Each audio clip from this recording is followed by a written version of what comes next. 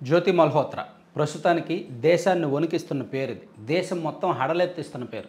కేవలం ఒక ట్రావెల్ లాగర్గా యూట్యూబ్కి పరిచయమైన ఆమె అనేక యూట్యూబ్ వీడియోలు చేసి బాగా ఫేమస్ అయ్యారు.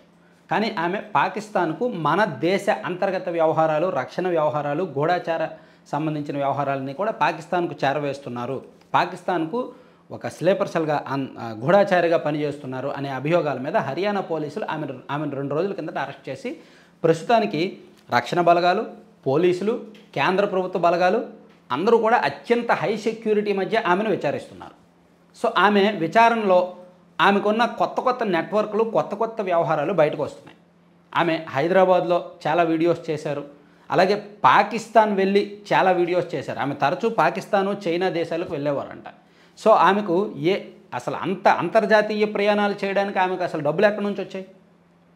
ఆమె వాడిన సిమ్ కార్డులు, ఆమె వాడిన మొబైల్ ఫోన్లు, ఆమె చేసిన చాటింగ్లు అన్నీ కూడా డిలీట్ అయిపోయినాయి. నిజానికి ఆ చాటింగ్లు రావట్లా. సాధారణంగా అవి రికవరీ చేసినా సరే ఆ సాఫ్ట్వేర్తో రికవరీ చేసినా రావు. వాట్సాప్ చాట్ అయితే బహుశా రికవర్ చేస్తే రికవర్ అవుతాయి. కానీ ఆమె వాడింది ఇంకా కొంచెం హై అండ్ టెక్నాలజీ అనమాట. టెలిగ్రామ్లో చాట్ మెసేజ్ ఇమీడియట్గా దానికదే ఆఫ్ అయిపోద్ది, దానికదే డిలీట్ అయిపోద్ది. సో అటువంటి టెక్నాలజీతో ఆమె చాట్ చేశారు. అలాగే స్నాప్చాట్లో కూడా, ఈవెన్ వాట్సాప్ చాట్లో కూడా పాతయన్నీ చూస్తున్నారు. 2023లో ఆమెకు పాకిస్తాన్ హై కమిషనరేట్లో పనిచేస్తున్న డానిష్ అనే వ్యక్తితో పరిచయం అయింది. సో 2023 ఏప్రిల్ నుంచి ఇప్పటి వరకు, అంటే దాదాపుగా ఈ 2 సంవత్సరాల వ్యవధిలో ఆమె చేసిన ప్రతి వీడియో వెనక కూడా కుట్ర కోణం ఏమైనా ఉందా అనేది దర్యాప్తు చేస్తున్నారు. ఆమె ప్రయాణాలు, ఆమె బ్యాంకు లావాదేవీలు, ఆమె చేసిన వీడియోలు, ఆమె వెళ్ళిన టూర్లు, సో ఇవన్నీ కూడా పోలీసులు, ఫారెన్సిక్ నిపుణులు పరిశీలిస్తున్నారన్నమాట. ఈ పరిశీలనలో కొత్త అనుమానాలు బయటకు వస్తున్నాయి. ఆమెకు చాలా పెద్ద నెట్వర్క్ ఉందని, హైదరాబాద్లో ఒక యూట్యూబర్తో పరిచయాలు ఉన్నాయని, అలాగే పూరీ ప్రాంతంలో, ఒడిశాలోని పూరీలో ఒక ప్రియాంక అనే మరో యూట్యూబర్తో పరిచయాలు ఉన్నాయని, ఇట్లా దేశంలో చాలా ప్రాంతాల్లో ఆమెకు పరిచయాలు ఉన్నాయని, వాళ్ళతో కలిపి ఆమె చాలా వీడియోస్ చేశారని గుర్తించారు. ఇలా చేసే వీడియోస్లోనే ఆమె తరచూ పాకిస్తాన్ వెళ్ళేవాళ్ళు, చైనా వెళ్ళేవారు అనమాట. అలాగే ఇండియాలో కూడా కేంద్ర ప్రభుత్వానికి సంబంధించి, పర్టికులర్గా డిఫెన్స్ రంగానికి సంబంధించి ఎక్కడ ఏ కార్యక్రమం అయినా ఆమె కవర్ చేశారు. ఇది పోలీసులు సీరియస్గా అనుమానిస్తున్న అంశం. డిఫెన్స్ రంగానికి సంబంధించి ఎక్కడ ఏ కార్యక్రమం జరిగినా ఆమె వీడియో చేశారు. ట్రావెల్ లాగర్ అన్నప్పుడు ఎక్కడెక్కడికి టూర్ వెళ్ళొచ్చు, ఏం చేయొచ్చు, ఎలా వెళ్ళాలి, ఫ్యామిలీతో కలిసి వెళ్ళొచ్చా లేదా, సో వెళ్ళడానికి ఎంత ఖర్చు అవుద్ది, ఎక్కడెక్కడ ఏ వెహికల్ ఎక్కాలి, ఎన్ని రోజులు ఉండొచ్చు, ఎక్కడ స్టే చేయొచ్చు, ఇవి మాత్రమే చెప్తారు. ప్లస్ తను ట్రావెల్ చేసిన అనుభవాలు చెప్తారు, తన ఎక్స్పీరియన్స్ ఫేస్ చేసిన ఇబ్బందులన్నీ చెప్తారు. కానీ ఈమె పర్టికులర్గా డిఫెన్స్ రంగానికి సంబంధించినవి పదే పాకిస్తాన్, చైనా లాంటి దేశాలకు ఇవన్నీ కూడా అనుమానాస్పదం. అంటే గత 2 ఏళ్లుగా ఆమె చేసిన ప్రతి వీడియో అనుమానాస్పదం, ఆమె ప్రతి బ్యాంక్ ట్రాన్సాక్షన్ అనుమానాస్పదం. ప్లస్ ఆమె కుటుంబ సభ్యుల పాత్ర కూడా ఉందేమో అని కొంత ఆరా తీస్తున్నారు. ఎందుకంటే ఆమెను అరెస్ట్ చేసిన తర్వాత ఆమె తండ్రి స్పందించిన తీరు కూడా పోలీసులకు కాస్త అనుమానాలు రేకెత్తించేలా చేసింది.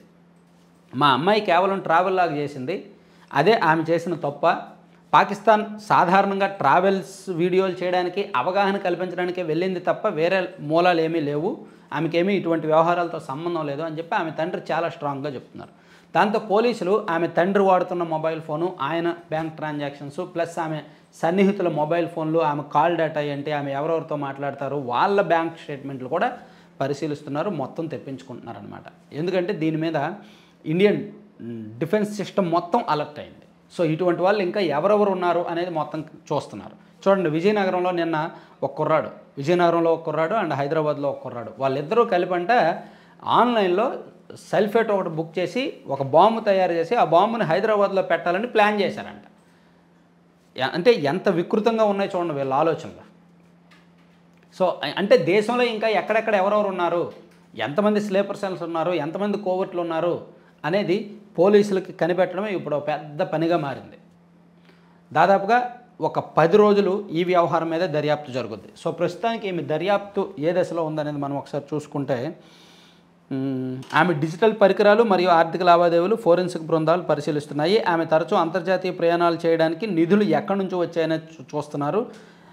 ఆమెకు పాకిస్తాన్లో ఏ వ్యక్తులతో పరిచయం ఏర్పడింది, ఏ స్థాయి వ్యక్తులతో పరిచయం ఉంది, పాకిస్తాన్ సైన్యం, డిఫెన్స్లో ఆమె ఎంత మేరకు పరిచయాలు ఉన్నాయనేది కూడా మాట్లాడుతున్నారు. అలాగే ఆమె జాట్ రంధవా వంటి తప్పుడు పేర్లతో తన హ్యాండ్లర్లను ఫోన్ నెంబర్లను సేవ్ చేసిందని పోలీసులు గుర్తించారు. స్నాప్చాట్ ఎన్క్రిప్టెడ్ యాప్ల ద్వారా కమ్యూనికేట్ చేసిందని చెప్తున్నారు.